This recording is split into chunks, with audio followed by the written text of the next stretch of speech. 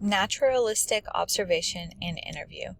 Courtney Robbins, Colorado Christian University, Psychology Through the Lifespan, Dr. Rob Thomas, December 12th, 2021. Interview with Jamie. Jamie is not her real name, but I wanted to protect her identity as we interviewed. Jamie works full-time in a thrift store that funds a battered women and children's home. Jamie has been married twice, and when asked if she would like to be married again, she states she feels she is too old to be married again or worry about being married when she has a daughter that has never been married. Jamie has 3 children, 2 daughters, and 1 son. Jamie's childhood.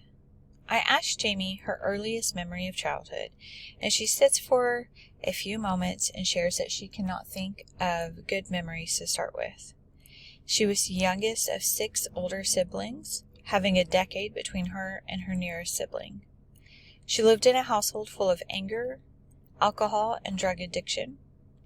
She spent the weekends alone with her parents while her older siblings had the opportunity of escaping the violence in their home. Jamie's weekends. Jamie notes that she knew her childhood was not normal because when she would have the chance to spend the night at other people's homes, their parents did not fight. Her father was abusive toward her mother, and when her older brother was home, he would spend the weekend abusing her. She grew up in a home where drugs, alcohol, and abuse were common practices among the men in her family. Jamie's search to be loved. I asked Jamie why she felt she was too old to find love again. Jamie shared she might not actually be too old, but that she had in the past gave parts of herself away looking for love that she now knows will always return empty. Jamie shares a memory of when her father passed. She gave her inheritance to her at the time boyfriend. Jamie shares she regrets this choice now, almost 20 years have passed, because she did not get a car or a home for her and her 2 children, but rather tried to receive love. Loss. I asked Jamie to reflect on a moment when she lost someone close to her.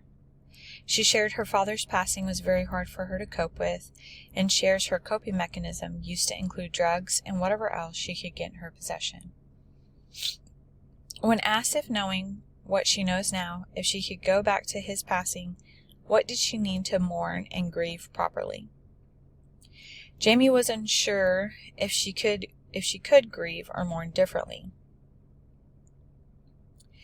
She shares that she no longer uses, has been sober for a long time, but believes it would still be too difficult to know what she needed.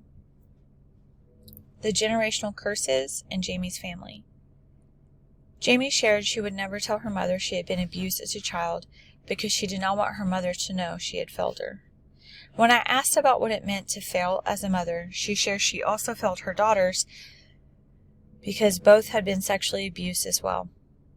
Jamie shared that she raised her 2 daughters in a home where they watched their mother be abused, they were sexually abused, and drugs and alcohol were readily available. Jamie's faith journey.